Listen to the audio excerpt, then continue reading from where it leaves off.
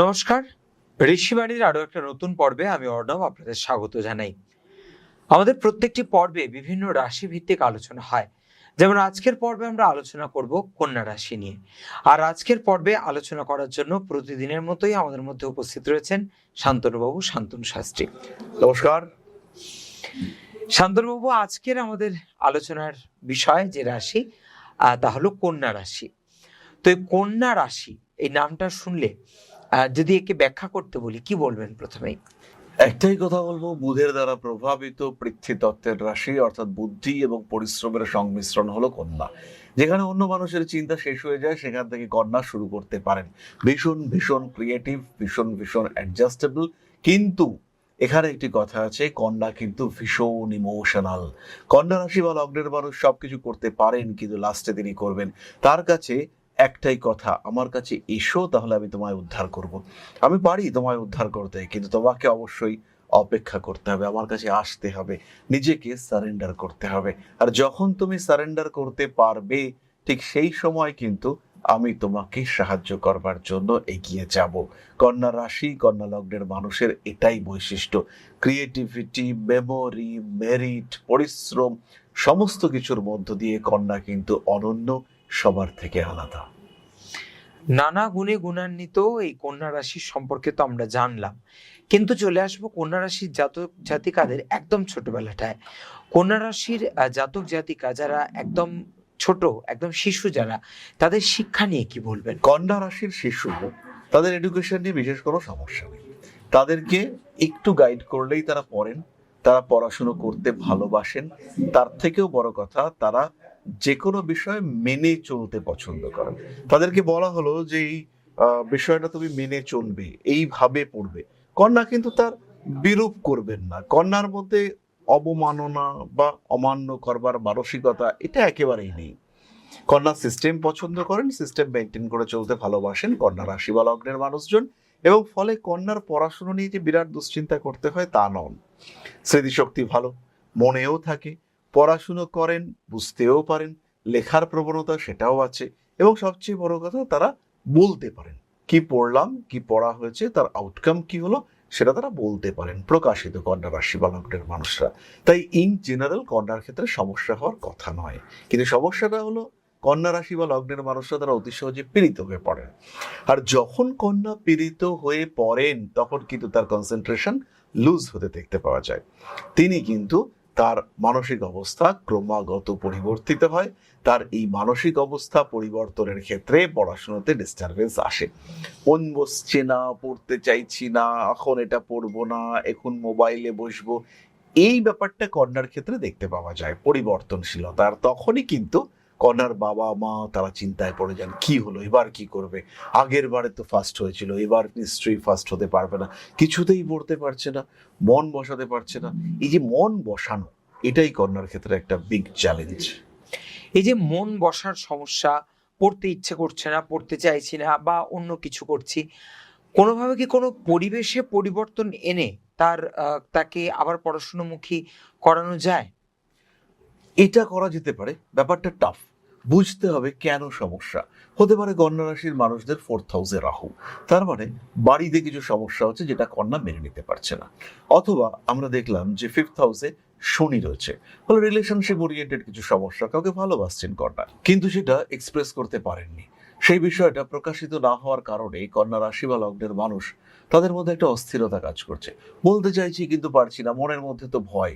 বাড়িতে বলবো, বাবা মা যদি কিছু বলে, মা যদি বাবাকে বলে দেয়, এই ব্যাপারটা, এটা কন্যাকে ভীষণভাবে ডিস্টার্ব করে। তাই কন্যার ক্ষেত্রে আমি বলবো যে পরিবেশটাকে উপলব্ধি করতে হবে, যে ও কি চাইছে, কোন পরিবেশ ও অ্যাকসেপ্ট করতে পারবে, ওর অ্যাকসেপ্টেবিলিটি এটা বুঝতে হবে, যে ও কাকে গ্রহণ করতে পারে, কোন মানুষটার ওর প্রয়োজন রয়েছে। বারবার কথা বলে ওর পরিবেশকে নিয়ন্ত্রণ করবার চেষ্টা।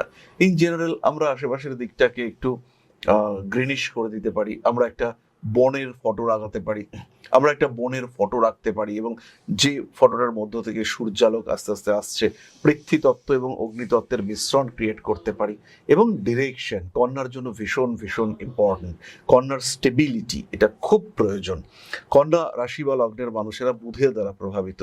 এরা যদি উত্তর দিকটা ঘেঁষে পড়াশুনো করেন এবং উত্তর পূর্ব দিকে মুখ করে, সেটা কিন্তু তাদের জন্য একটা ভালো রেমিডি হতে পারে। তবে সব সময় কিন্তু নয়, এটা কয়েকটা দিন পড়তে বসিয়ে দেখতে হবে যে এই জায়গাটাতে বসেই কন্যা কতটা রিকভার করতে পারছে, তারপরে ডিসিশন নিতে হবে, এটা বুঝতে হবে।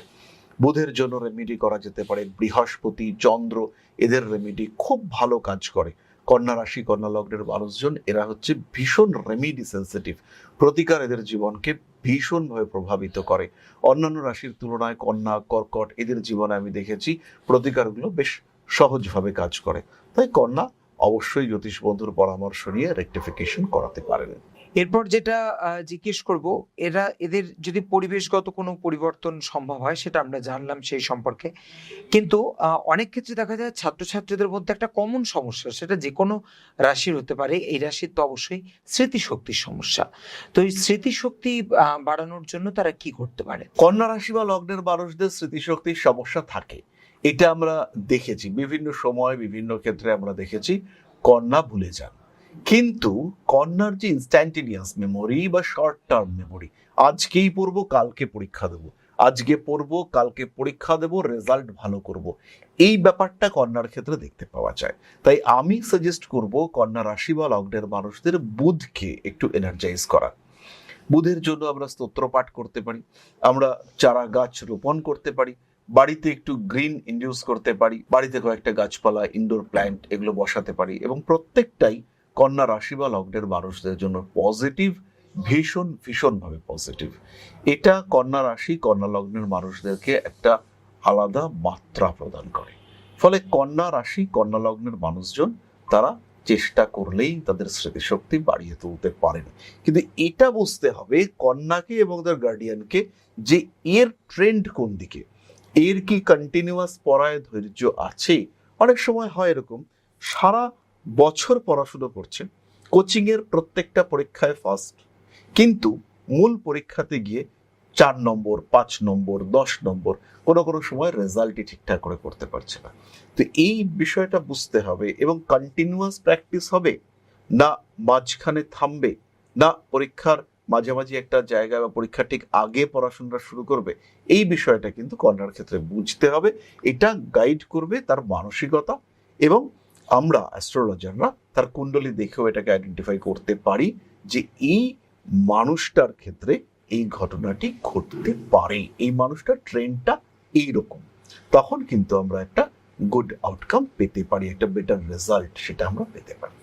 আমরা একদম ছোটবেলাটা শুনলাম, কিন্তু একটা সময়ের পর ছোটবেলাটা পার করে যখন এই রাশির জাতক জাতিকারা তাদের কর্মজীবনে প্রবেশ করবে, ঠিক সেই সময় দাঁড়িয়ে কি কি আধ্যাত্মিকতার মধ্যে দিয়ে গেলে তারা জীবনে সফল হতে পারবে? কন্যা রাশি কন্যা লগ্নের মানুষদের জীবনটা অনেকটাই আধ্যাত্মিক, যেহেতু তাদের পঞ্চমপতি শনি এবং একাদশপতি চন্দ্র, ফলে তাদের মনের মধ্যে কিন্তু একটা স্পিরিচুয়ালিজম এটা থাকে, চাঞ্চল্য থাকে, শিশুসুলভ মানসিকতার মধ্যে সুপ্ত আধ্যাত্মিকতা, সেটা আমরা দেখতে পাই। একটা শিশু সে কিন্তু একদম ছোটবেলায় সে যেমন ঈশ্বরের সাথে কমিউনিকেট করতে পারে, আমরা যাকে বলি দিয়ালা, বাচ্চাদের একটা অদ্ভুত হাসি বাচ্চারা দেয়, মনে হয় যে তারা তাদের ঈশ্বরের সঙ্গে কথাবার্তা বলছেন, সেই রকম সরলতা কন্যা রাশির মধ্যে দেখতে পাওয়া যায়। আর সেই সরলতা নিয়ে এগিয়ে চলা কন্যা রাশি বা লগ্নের মানুষরা তারা কিন্তু সহজেই আধ্যাত্মিকতা বা স্পিরিচুয়াল অ্যাক্টিভিটিস এগুলোর মধ্যে ঢুকে পড়তে পারেন। আর যখন তারা পেশায় প্রবেশ করেন, নিজেকে স্থির রাখবার জন্য আধ্যাত্মিক চর্চা এটা তাদের করতেই হবে। কন্যার জীবনে চাকরি কর্মক্ষেত্রে অনেকগুলো সমস্যা, তার মধ্যে প্রথম সমস্যা হচ্ছে বস তাদেরকে পাত্তা দিতে চাইছে না, কলিগরা তাদেরকে গুরুত্ব দিচ্ছে না, কাজ করছে কন্যা রাশির মানুষ কিন্তু নাম হচ্ছে আর একজন মানুষের। এই বিষয়টি কিন্তু আমরা বারবার দেখতে পাই, বারবার দেখতে পাই। কন্যা রাশি কন্যা লগ্নের মানুষ তারা যথাযোগ্য সম্মান এটা কর্মক্ষেত্রে পাচ্ছে না। মানসিক অবস্থা কন্যার ক্রমাগত ডাউন হচ্ছে, ডিপ্রেশন চলে আসছে, এই সমস্যা কন্যাকে ফেস করতে হয়। চাকরি পরিবর্তন করতে চাইছি, কিন্তু এমন একটা অবস্থা তৈরি হয়েছে যে আমি চেয়েও সেই চাকরি পরিবর্তন করতে পারছি না, কন্টিনিউয়াসলি একটা অদ্ভুত অস্থির অবস্থা ফেস করতে হচ্ছে। চেষ্টা করছি পরিবর্তন করবার, কিন্তু পরিবর্তন করতে পারছি না। এই সমস্যা কন্যা রাশি বা লগ্নের মানুষদেরকে বারবার ফেস করতে হয়। আর তার জন্য একটু স্পিরিচুয়াল অ্যাটাচমেন্ট, একটু ধর্মপ্রবণ মানসিকতা, এটা কন্যার জন্য খুব দরকার। আর এটা যদি না থাকে তাহলে কিন্তু কন্যা continuously depression, anxiety, over thinking এগুলোতে ভুগবেন। তার উৎকণ্ঠা কেউ কাটাতে পারবে না। একমাত্র মনের উপর নিয়ন্ত্রণ, এটাই কিন্তু পারে কন্যাকে ভালো রাখতে, হ্যাপি থাকতে পারে কন্যা। আজ আমরা কন্যা রাশি নিয়ে আলোচনা করলাম। আমার মনে হয় এই আলোচনাগুলো যারা শুনবেন তাদের পুরো আলোচনাটা শোনার পর জীবন বদলে ফেলা খুব একটা চিন্তায় পড়তে হবে না। জীবন বদলে ফেলা নিয়ে খুব সহজেই তারা বদলে ফেলতে পারবে নিজেদের জীবন, যদি একটু মন দিয়ে বিষয়গুলো মেনে চলেন। আমরা আবারও পরবর্তী পর্বে ফিরে আসব অন্য কোনো রাশি নিয়ে এবং সেই রাশির আলোচনা নিয়ে। ততক্ষণ সবাই ভালো থাকুন, ভালো রাখুন সবাইকে। নমস্কার। নমস্কার। জয় মা আদিশক্তি। ॐ अकारादि पञ्चाशद्वर्णेभ्यो स्वाहा। ॐ प्रतिपादादि तिथिभ्यो स्वाहा। ॐ कृष्णपक्षाय स्वाहा। ॐ शुक्लपक्षाय स्वाहा। ॐ अमावस्याय स्वाहा। ॐ पूर्णिमाय स्वाहा।